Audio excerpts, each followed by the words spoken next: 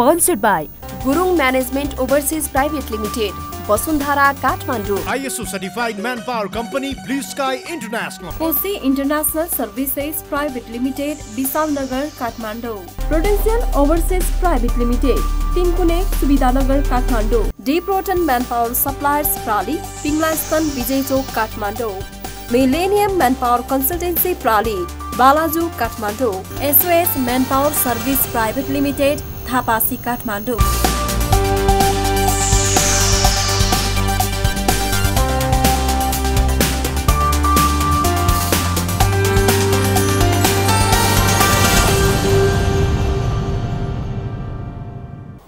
Accuracy balance credibility यो ABC television आदरणीय दर्शकवृन्द नमस्कार। कार्यक्रम एबीसी रोजगारमा स्वागत छ। म सुमन नेपाल। वैदेशिक रोजगार करिब 3 दशकदेखि वैधानिक ढंगबाट नेपाली युवाहरू विभिन्न मुलुकमा वैदेशिक रोजगारीको लागि गएको देखिन्छ। वैदेशिक रोजगार तुलनात्मक रूपमा यो 3 दशकमा कति व्यवस्थित हुन सक्यो, कति बेरोजगार युवाहरू वैदेशिक रोजगारमा गएर रोजगारी हासिल गरेर नेपाललाई रेमिटेन्स मार्फत समृद्ध बनाउन सके, या ती नेपाली डाँडाकाँडा समृद्ध हरियाली बनाउन सक्ने हातहरू मरुभूमि हरियाली बनाउन प्रयोग भए। के वैदेशिक रोजगारबाट हामीले कति उपलब्धि हासिल गर्न सक्यौं या सकेनौं? यसै सन्दर्भमा छलफल गर्नको लागि आज हामीसँग करिब 3 दशक नै वैदेशिक रोजगार क्षेत्रमा बिताइसक्नुभएका एकजना अनुभवी व्यवसायी छलफलको लागि हुनुहुन्छ। मिडल इस्ट मैनपावर प्रालीका अध्यक्ष समेत रहनुभएका वरिष्ठ वैदेशिक रोजगार व्यवसायी प्रश्नवक्ता अब्दुल सत्तार, यहाँलाई कार्यक्रममा स्वागत छ। धन्यवाद। यो 3 दशक वैदेशिक रोजगारको इतिहास हेर्दा के लाग्छ यहाँलाई? वैदेशिक रोजगारबाट हामीले कति उपलब्धि हासिल गर्न सक्यौं या केही गुमायौं? सबैभन्दा पहिला त वैदेशिक रोजगारमा हामीले जुन 3 दशकसम्म मुलुकले ऐन नियम बनाएर कामदारहरू विदेश पठायो, यसको सारांशमा हेर्ने हो भने मुलुकले धेरै कुराहरू गुमाएको मलाई अनुभव हुन्छ।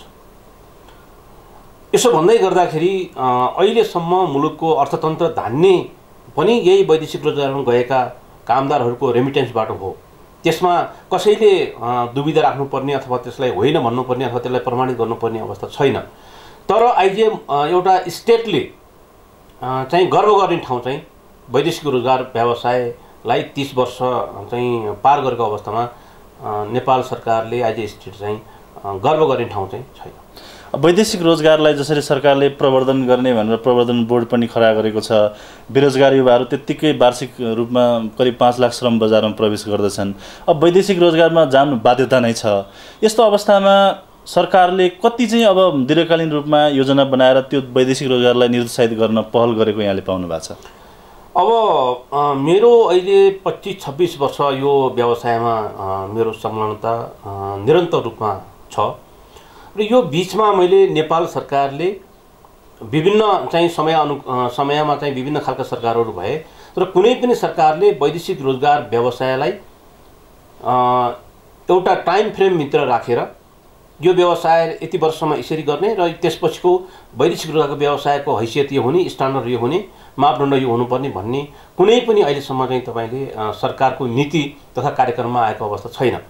त्यसकारणले वैदेशिक रोजगारमा यसलाई प्रवर्धन गर्नको लागि बोर्ड पनि सरकारले बनायो केही पहिला, तर त्यो बोर्डले प्रवर्धन गर्न भन्ने बडा टाढा भयो। त्यो कुरा प्रवर्धन गरेन मात्रै तपाईको वैदेशिक रोजगारमा गएर मृत्यु भएका परिवारको नाममा हुने इन्स्योरेन्सलाई मृतकको परिवारले पाउने पैसामा नेपाल सरकारको ट्याक्स काटेर फर्काउने र त्यसको रेकर्ड राख्ने बाहेक प्रवर्धन बोर्डले अर्को काम गरेको मलाई आफूलाई अहिले व्यवसाय मलाई थाहा छैन। अब वैदेशिक रोजगार प्रवर्धन बोर्डले के कति गर्यो गरेन हामी अर्को कार्यक्रममा छलफल गर्न सक्छौं, तर एउटा मुलुकले वैदेशिक रोजगार प्रवर्धन बोर्ड भनेर वैदेशिक रोजगारीलाई प्रवर्धन गर्न मिल्छ कि मिल्दैन? तपाईँ अनुभवी व्यवसायीकै हिसाबले मैले भन्ने हो, मेरो शब्दमा भन्ने हो भने सरकार चाहिँ एउटा अन्तर्राष्ट्रिय क्षेत्रमा दलाल भनेर यो नेपाल सरकार चिनिएको अवस्था छ। यसो भन्दै गर्दाखेरि कति नमिठा कुराहरू यसमा आउन सक्छन्, सरकारलाई नमिठो लाग्न सक्छ, तर सरकारले आफैले वैदेशिक रोजगारमा जान इन्करेज गर्ने, वैदेशिक रोजगारमा जाने कामदारहरूको स्किम ल्याउने र विभिन्न मुलुकहरूसँग सरकारले आफै पठाउँछ भनेर नेपाल सरकारका उच्च चाहिँ स्तरका कर्मचारीहरू ती मुलुकमा भिजिट गर्दै जाने अवस्था भएको हुनाले यो मुलुकको लागि अत्यन्त दुर्भाग्य हो। यस्तो गर्नु हुँदैन थियो। जुन यहाँले भन्नुभयो जिटिजीको कुरा पनि जोड्नुभयो, जस्तै दक्षिण कोरिया लगायत अन्य इजरायलको कुरा पनि आयो। तर आकर्षक मुलुकमा चाहिँ वैदेशिक रोजगार व्यवसायहरूको बढी चलखेल भयो, रकमको विभिन्न खेल भयो, जाने कामदार चाहिँ ठगिए भनेर चाहिँ सरकारले कारोबार गर्नु पर्यो भनेर सरकारी कर्मचारी भन्छन् नि। फेरि एउटा सरकारले, एउटा मुलुकले आफ्ना कामदारलाई अथवा आफ्नो कामदारलाई नभनौँ, आफ्नो चाहिँ तपाईँको चाहिँ नागरिकलाई विदेशमा काम गर्न पठाउने चाहिँ तपाईँको चाहिँ ऐन नियम बनाउनु हुन्थ्यो कि हुन्थेन भन्ने विषयवस्तु। ठगिन्छन् उनीहरू, वैदेशिक रोजगारमा जाने कामदारहरू ठगिन्छन्, व्यवसायीले ठग्यो भने त्यसको हाम्रो त्यो आन्तरिक कुरा हो। तर आन्तरिक कुरालाई ओझेलमा पारेर सरकार आफै एजेन्टगिरी गर्दै हिँड्नु, आफै दलाली गर्दै हिँड्नु, यो राम्रो कुरा हो राष्ट्रको लागि। अरू राष्ट्रको सामान्यमा नेपाल राष्ट्रको के हैसियत छैन के? नेपालका नागरिक एउटा स्वतन्त्र नागरिक होइनन्? त्यस कारणले मेरो भनाइ के हो भने सरकारले दलाली गर्न हुँदैन। यदि कामदारहरू ठगिएको सरकारलाई अनुभव भएको छ भने त्यो आन्तरिक कुरा हो। आन्तरिक ऐन नियमबाट त्यो कुरा चाहिँ सल्टाउनु पर्छ, न कि छताछुल्लो भएर सरकार म आफै एजेन्ट हो हामी पठाउँछु भनेर तपाईँको टेन्डर हाल्दै हिँड्नु हुँदैन। तपाईँले भने जस्तो सरकारले दलालीकरण गर्यो अथवा दलालै बनेर युवाहरूलाई वैदेशिक रोजगारमा पठायो भनिरहँदाखेरि त्यो जो जिम्मेवार निकायमा बस्ने चाहे श्रम तथा रोजगार मन्त्रालयका सचिव हुन्, वैदेशिक रोजगार विभागका महानिर्देशक हुन्, यिनीहरूले चाहिँ कतिको आफ्नो भूमिका चाहिँ निर्वाह गरे जस्तो लाग्छ तपाईँलाई? होइन, वैदेशिक रोजगारको क्षेत्रमा सबैभन्दा ठुलो कुरो के भने कुन चाहिँ तपाईँको सरकार चाहिँ राष्ट्रवादी हो त भन्ने छुट्याउन हामीलाई अब गाह्रो भइरहेको अवस्था छ। न यो व्यवसायलाई चाहिँ तपाईँको सुरक्षित मर्यादित बनाएर लान सरकारले सकेको छ, न यो व्यवसायलाई अब यो व्यवसाय चाहिँ को अन्त्य हुनुपर्छ र स्वदेशमा चाहिँ स्वरोजगार चाहिँ हामीले कार्यक्रम ल्याउनुपर्छ भनेर राजनीतिक पार्टी र सरकार आफै पनि यसमा चाहिँ के भन्छ सचेत भएको अवस्था छ। त्यस कारणले कुनै पनि त्यस्तो चाहिँ तपाईँको चाहे त्यो विभागको कुरा गर्नुहोस् तपाईँ, चाहे त्यो मन्त्रालयको कुरा गर्नुहोस्, अहिले होल स्टेटको कुरा गर्नुहोस् तपाईँले, वैदेशिक रोजगारलाई सुदृढीकरण गर्नु पर्यो भन्ने नीति चाहिँ अहिलेसम्म आउन नसकेको अवस्था छ। त्यस कारणले कसैलाई पनि यसमा चाहिँ यसले राम्रो गर्यो भन्ने अवस्था मलाई चाहिँ लाग्दैन। अब तपाईँले तुलनात्मक रूपमा हेर्दाखेरि लामो समय विभिन्न सरकार आए, विभिन्न सचिव आए, विभिन्न महानिर्देशकहरू आए, एउटा सचिव राम्रो हुँदा अथवा महानिर्देशक राम्रो हुँदा वैदेशिक रोजगार व्यवस्थित हुने अथवा काम गर्न सजिलो हुने चाहिँ हुन्छ कि हुँदैन? अवश्य हुन्छ। तपाईँले मैले एक्जाम्पल दिएर भनौँ, अहिले भर्खरै चाहिँ तपाईँको गत तकरिबन 1.5 वर्षदेखि श्रम सचिवज्यू जो हुनुहुन्थ्यो, उहाँ श्रममा आएदेखि नै वैदेशिक रोजगारको क्षेत्र अस्तव्यस्त भएको थियो। उहाँ आएदेखि धेरै उहाँले केही राम्रा काम गर्नुभयो होला, तर राम्रा कामलाई उहाँका नराम्रा कामले एउटा चाहिँ तपाईँको बादलले छोपिदिएको जस्तो, बादलले छोपेको जुन जस्तो चाहिँ तपाईँको चाहिँ अवस्था छ।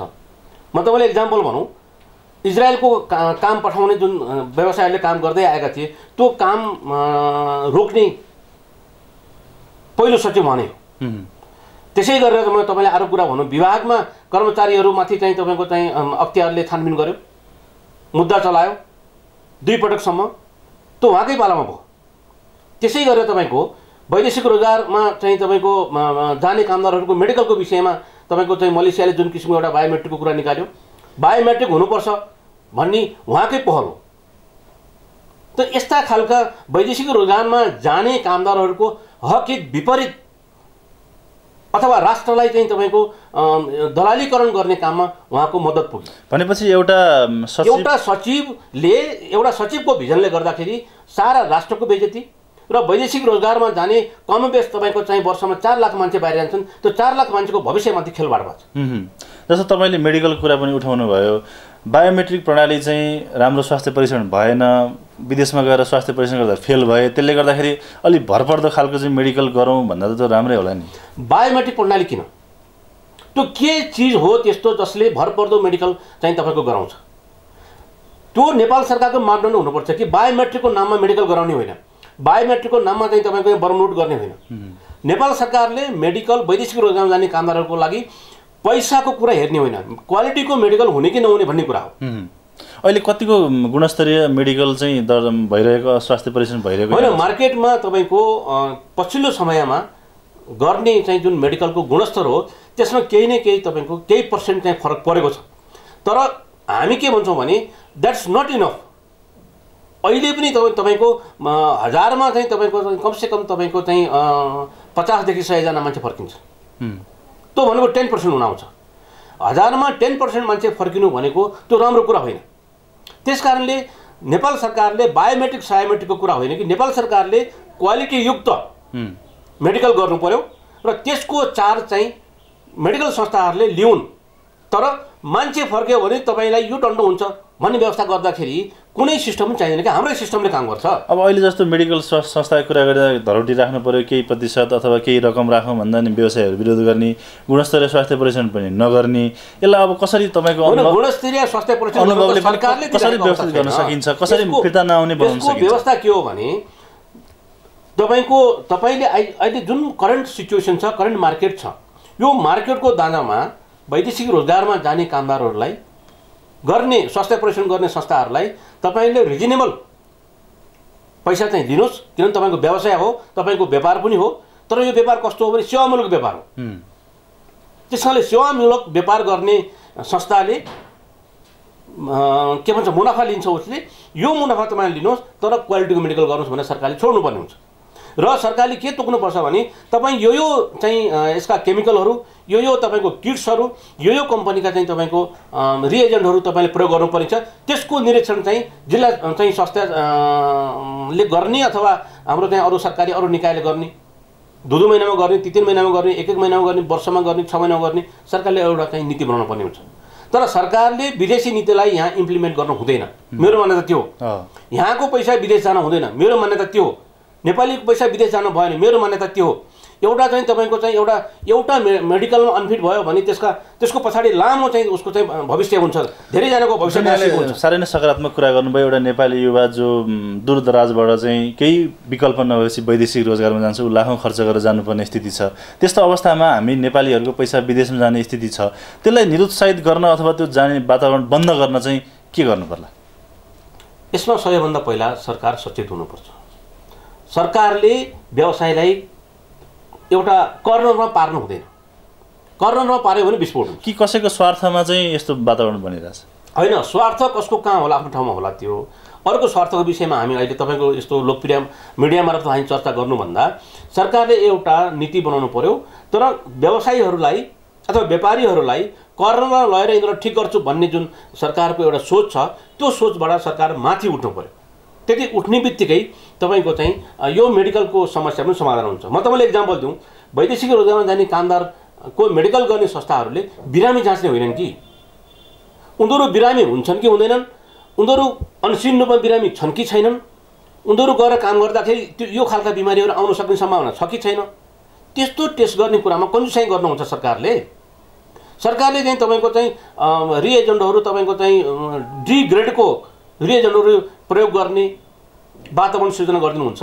त्यसकारण नीतिगत रूपमा सरकारले वैदेशिक रोजगारमा जाने कामदारहरूमाथि हरेक तहमा, चाहे त तपाईँ मेडिकलको कुरा गर्नुहोस्, चाहे त श्रम विभागमा दिने स्वीकृतिको कुरा गर्नुहोस्, चाहे तपाईँ इन्सुरेन्सको कुरा गर्नुहोस्, चाहे तपाईँ प्रवर्धन बोर्डको कुरा गर्नुहोस्, चाहे तपाईँ यो ओरिएन्टेसनको कुरा गर्नुहोस्, सबै ठाउँमा सरकारले नीतिगत रूपमा वैदेशिक रोजगारमा जाने कामदारहरूलाई ठै गरेको छ। जुन यहाँले सबै ठाउँमा समस्या देखाउनु भयो, पछिल्लो समय सरकारकै अधिकारीहरूको दाबी हेर्ने हो भने वैदेशिक रोजगार व्यवस्थित गर्न सकियो अथवा हामीले राम्रो काम गऱ्यौँ भनेर विभिन्न मिडियाहरूमा चर्चा गरेको सुनिन्छ। तर यति विकराल समस्या छ कि वैदेशिक रोजगारमा जानेको सङ्ख्या बढेसँगै समस्या बढे देखिन्छ। अब ओरिएन्टेसनको कुरा गर्दाखेरि पनि त्यहाँ समस्या देखिन्छ। त्यो समस्या आउनुमा वैदेशिक रोजगार व्यवसायी अथवा अभिमुखीकरण व्यवसायी, स्वास्थ्य व्यवसायी अथवा त्यसलाई नियमन गर्ने निकायको कमजोरी, हामी कहाँनिर चुकिरहेछौँ? फेरि म सरकारको नीतिमा आउँछु। हामी चुकेको सरकारको नीतिमा हो। हामीले केन्द्रीकृत चाहिँ तपाईँको नीति बनाएको छौँ। मेडिकल गर्न कहाँ आउनु पऱ्यो? काठमाडौँ आउनु पऱ्यो मान्छे। अब मेडिकल गर्न आउँदै गर्दाखेरि ऊ फेरि तपाईँको चाहिँ ओरिएन्टेसन गर्न पनि यहीँ आउनु पऱ्यो। कहिले आउनु पऱ्यो ओरिएन्टेसन गर्न भन्दाखेरि भिजा लागेपछि, नत्र भिजा नलाग्न सक्छ। गाउँबाट हामीले काठमाडौँ ल्याउँदैछौँ अनि हामी फेरि भन्दैछौँ कामदारलाई हामीले दुःख नदिउँ, कामदारको टाउकोमा धेरै बोझ नदिउँ, आर्थिक भार नपारौँ भन्छौँ हामी। एउटा कामदार तपाईँको विराटनगरबाट आयो, कैलालीबाट आयो, तपाईँको चाहिँ मोरङबाट आयो, धरानबाट आयो भने उसलाई काठमाडौँ आउने पहिलो नम्बर त उसलाई 2000 रुपियाँ खर्च हुन्छ। अनि 2 दिन ओरिएन्टेसन गर्नुपर्छ। 2 दिन ओरिएन्टेसन भनेको 4 दिन हो। 1 दिन बस्नु पऱ्यो, दर्ता गरेर आउनु पऱ्यो, 2 दिन ओरिएन्टेसन पढ्नु पऱ्यो, तेस्रो दिन प्रमाणपत्र लिनु पऱ्यो। 4 दिन त्यहाँ खर्च हुन्छ मान्छेको। हजुर। त्यसै गरेर मेडिकलमा जानु पऱ्यो, मेडिकलमा खर्च हुन्छ। अब फेरि तपाईँको चाहिँ साउदी एम्बेसीले चाहिँ तपाईँको चाहिँ पुलिस रिपोर्टको चाहिँ उसले चाहिँ माग गरेको छ।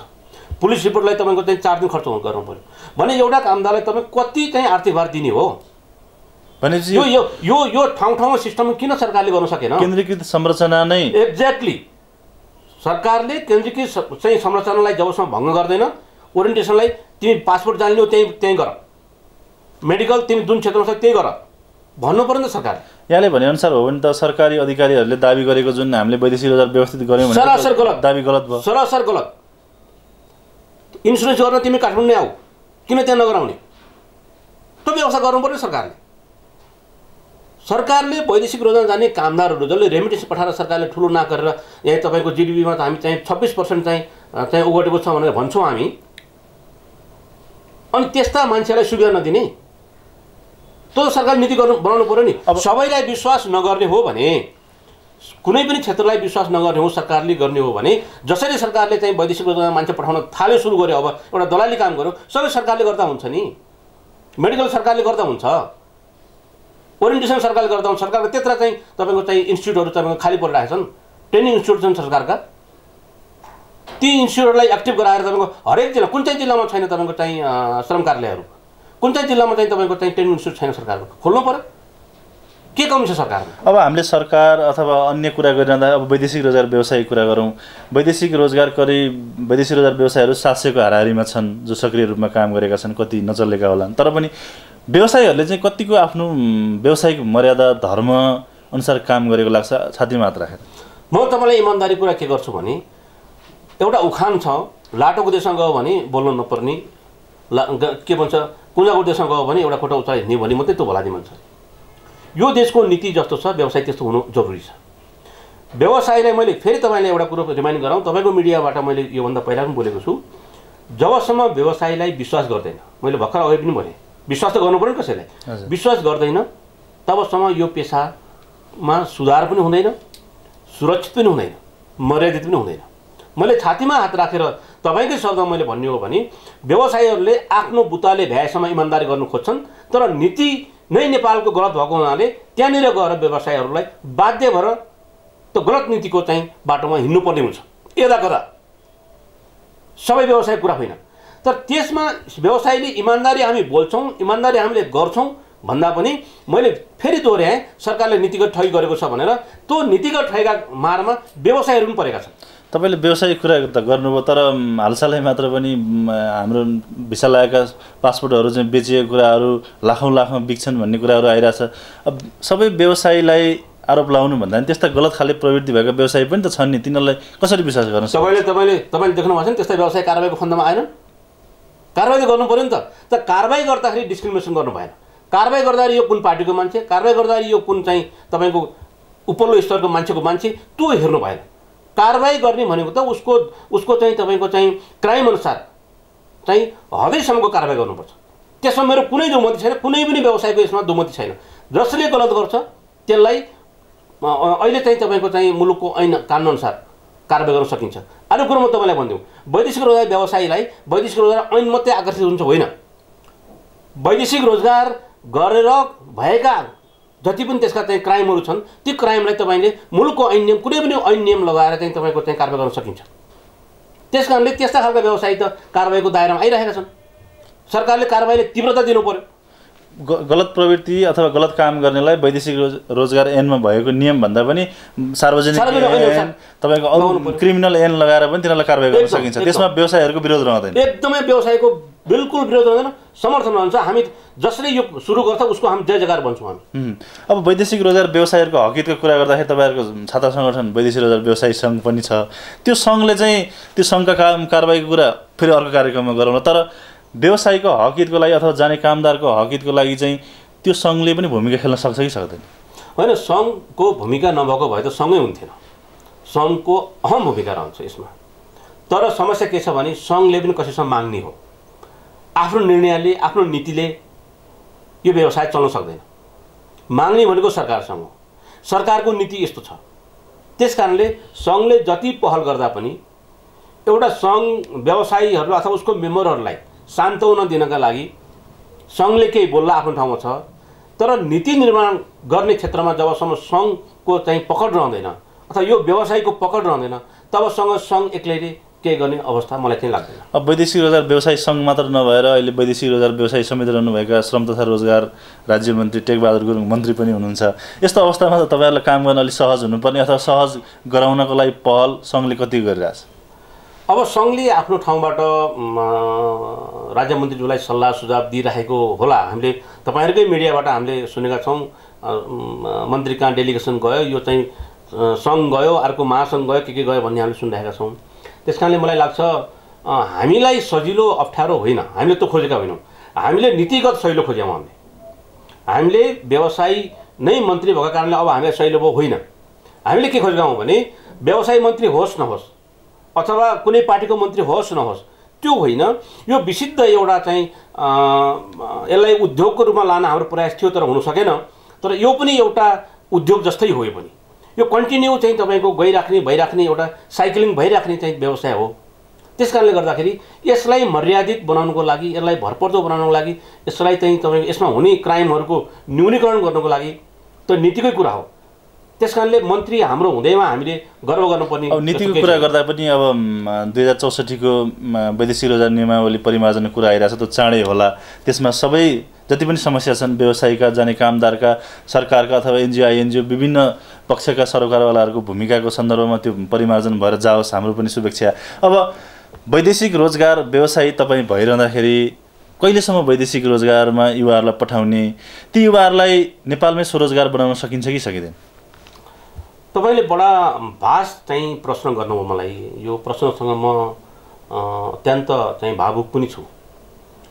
किन भन्नुहोला भने वैदेशिक रोजगारमा युवाहरूलाई पठाउँदाखेरि सबै मेन पावरवाला चाहिँ साथीहरूको मनमा रमाइलो चाहिँ छैन।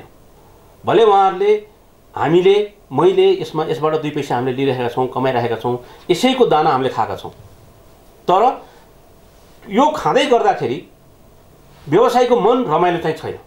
कारण के भन्नुहोला भने यो मुलुकको तपाईँको शिक्षा नीति, यो मुलुकको औद्योगिक नीति, यो मुलुकको पर्यटन नीतिको असक्षमताका कारणले गर्दाखेरि हामीले यी युवाहरूलाई बाहिर पठाउनु परेको छ। हेर्नुहोस्, यसमा तपाईँले भने चाहिँ सरकारको र पोलिटिकल पार्टीको ध्यान आकर्षण हुनैपर्छ।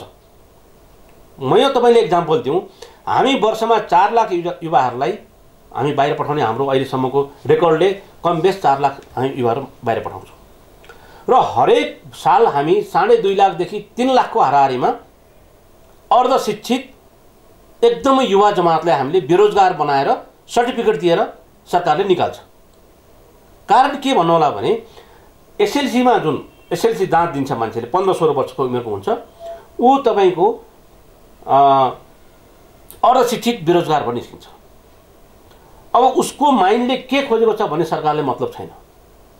उसलाई कहाँ लगेर त्यो ट्र्याकमा कुन चाहिँ ट्र्याकमा लाउँदाखेरि देशको लागि फाइदा हुन्छ भोलि, त्यो सरकारको चाहिँ दिमागमा, सरकारको सोचमा, सरकारको नीतिमा आएको छैन। त्यसकारण सबैभन्दा पहिला हाम्रो शैक्षिक नीति परिवर्तन गर्नुपर्छ ताकि एसएलसी पास गर्दाखेरि एउटा मान्छे सिपयुक्त भएर निक्लोस्, चाहे ऊ एसएलसी पास होस् चाहे ऊ फेल होस्। पास भयो अगाडि बढ्छ, फेल भयो आफ्नो काम छ एउटा काम गर्छ। के युवाहरूको मानसिकता देख्दा लाग्छ कि ती नेपालमै स्वरोजगार बन्न सक्लान् अथवा वैदेशिक रोजगारमै जानुपर्ने उनीहरूको बाध्यता के हो? यो उनीहरूको बाध्यता हो। नेपालमा स्वरोजगार हुन पाउँदा उनीहरू यहीँ काम गर्छन्। विदेशीले इमान्दार नेपाली कामदार भनेको नेपालीहरू के यहाँ बस्दाखेरि बेइमान हुन्छन्? मलाई लाग्दैन त्यस्तो हुन्छ। विदेशीले मूल्याङ्कन गर्दा नेपालीहरू इमान्दार भन्छन् अनि हाम्रा चाहिँ युवाहरू बेइमान भएर यहाँ बस्यो भने बेइमान हुने होइन। फेरि मैले सरकारको नीतिमा जोड दिनु के खोजेँ भने तपाईँले अहिले भन्दै गर्दा एउटा कुरो छुटेको छ, म त्यसलाई दोहोऱ्याउँ। अर्को कुरो के छ भने यहाँ यत्रा एयरलाइन्सहरू छन्, अन्तर्राष्ट्रिय एयरलाइन्सहरू। अन्तर्राष्ट्रिय एयरलाइन्सहरूसँग हाम्रो सम्झौता हुन्छ, कतिवटा उडान भर्ने कति लाने भनेर। त्यसमा कमसेकम अहिले टिकटको भाउ चाहिँ लेबरले किन्न सक्ने अवस्थामा छैन। तर सरकारले हरेक ठाउँमा सम्झौता गर्दाखेरि, चाहे त्यो एयरलाइन्सको सम्झौता गर्दा होस्, चाहे त्यो विदेशी एजेन्टहरूसँग तपाईँको चाहिँ चाहे विभिन्न चाहिँ हाइड्रो पावरको चाहिँ सम्झौता हुँदा होस्, 80% नेपाली कामदारहरूले काम पाउनैपर्छ भनेर सरकारले त्यो चाहिँ ठेकेदारसँग चाहिँ सम्झौता गर्नुपर्छ। ती एयरलाइन्सहरूलाई यति तलबमा के भन्छ टिकट फेयरमा हाम्रो कामदारहरू अथवा सहुलियत फेयरमा तैँले चाहिँ लगिदिनुपर्छ भन्ने क्षमता हुनुपर्छ। त्यो भयो भने अथवा 80% नेपालीहरू तेरो एयरलाइन्समा काम दिनुपर्छ भन्ने क्षमता हुनुपर्छ। हाम्रा चाहिँ तपाईँको नीति बनाउनेवालाहरू जहिले पनि कमिसनतिर मात्रै ध्यान जान्छ। हाम्रा युवाहरूलाई कसरी चाहिँ इम्प्लोइमेन्ट दिने, स्वरोजगारी कसरी बनाउने भन्ने हाम्रो चाहिँ तपाईँको चाहिँ नेतामा या तपाईँको चाहिँ उच्च कर्मचारीमा त्यो छैन। जुन अनुपातमा वैदेशिक रोजगारमा जाने युवाहरूको सङ्ख्या बढिरहेको छ, अब यो फेरि बढ्दै जान्छ कि अब नेपालीहरू युवामै स्वरोजगार हुन सक्छन्? होइन, स्वरोजगार हुने त नीति चाहियो नि त। स्वरोजगार तपाईँको घरमा तपाईँ खान नपाएर गएको होइन, तपाईँ घरमा खाना खाने निश्चित तपाईँ कहाँ जाने हो? त्यही अहिलेसम्म चाहिँ तपाईँको त्यही चाहिँ फिक्स छैन। तपाईँ घरमा खानुभयो, अब कहाँ जाने तपाईँलाई ठाउँ छैन। बेलुका खानुभयो, तपाईँ भोलि कहाँ जाने तपाईँले चिन्ता हो। त्यस कारणले वैदेशिक रोजगारमा युवाहरू जान बाध्यता छन्। तर म खाना खाएपछि म फलाउने काममा जानुपर्छ भन्ने यदि तपाईँको चाहिँ मनमा आएर त्यो क्षेत्र भयो भने वैदेशिक रोजगारमा चाहिँ हाम्रा चाहिँ युवाहरू किन जान्छन्? अर्को एउटा कुरा भनौँ, उद्योगीहरूसँग सरकारले 8,000को तलब तोकेको छ होइन। उद्योगीहरूसँग उद्योगीहरूलाई दिनुपर्ने सुविधाहरू के हो सरकारले दिनु पर्यो। तर एउटा लेबरले त्यो उद्योगमा काम गर्दा कमसेकम 15,000 रुपियाँको सेलरी हुनु पर्यो। तर 15,000 रुपियाँको सेलरी चाहिँ माग्ने अनि उद्योगीहरूलाई सुविधा नदिने त्यो त भएन। फेरि उद्योग सञ्चालन हुनु पर्यो। उद्योग सञ्चालन भयो भने त्यहाँ काम गर्ने वर्करले उसले कमसेकम 15,000 रुपियाँ चाहिँ तलब पाउनु पर्यो। आज 11-12,000 रुपियाँको लागि चाहिँ विदेशमा चाहिँ नेपालीहरू अल्पत्र छन्। त्यो कुरो सरकारले हेर्नु पर्यो नि। अब कार्यक्रमको अन्त्यमा एउटा कुरा भनिदिनुहोस्, जो श्रम गर्न सक्षम छन्, जो 18 वर्षदेखि माथि लगाएपछि जसरी पासपोर्ट बनाएर विदेश जानको लागि लालायित हुन्छन्, ती युवाहरूलाई यहाँको अनुभवले वैदेशिक रोजगारको नि अनुभव छ, कसरी युवाहरू स्वरोजगार हुन सक्छन् भन्ने पनि तपाईँलाई अनुभव छ। ती युवाहरूलाई चाहिँ के भन्न चाहनुहुन्छ? मेरो त ती युवाहरूलाई 2 हात जोडेर के अनुरोध छ भन्नु होला भने, तपाईँहरू विदेश जानुभन्दा स्वदेशमै तपाईँहरू आफ्नो स्वरोजगार कसरी बन्न सकिन्छ भन्नेमा चिन्ता गर्नुहोस्। स्वरोजगारी बन्नको लागि कोसिस गर्नुहोस्। स्वरोजगारको नारा तपाईँ गाउँ गाउँबाट निकाल्नुहोस्। यही नै मेरो अनुरोध उहाँहरूलाई छ। तर पनि त्यसो गर्यो भने तपाईँको व्यवसाय धराशायी हुन सक्छ। होइन, व्यवसाय धराशायीको कुरै होइन। मलाई गर्व हुन्छ, म जस्ता सबै व्यवसायलाई गर्व हुन्छ, म जस्ता सबै चाहिँ तपाईँको चाहिँ देशभक्त राष्ट्रभक्त नेपालीहरूलाई गर्वको कुरा हो यो। म एउटा अब्दुल सत्तारले मात्रै यसको क्रेडिट पाउने, यो सारा नेपालले पाउने क्रेडिट हो। सारा नेपालीको लागि यो चाहिँ गर्वको विषय हुन्छ।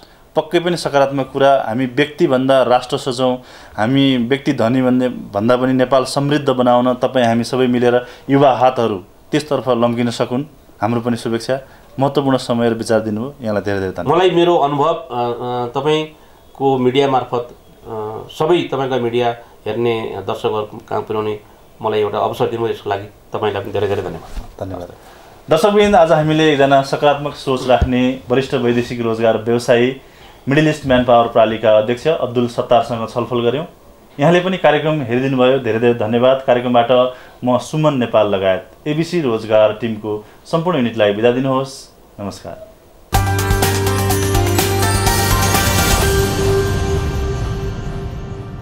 Sponsored by Gurung Management Overseas Private Limited, Vasundhara, Kathmandu. ISO certified manpower company, Blue Sky International. Kosi International Services Private Limited, Bisalnagar, Kathmandu.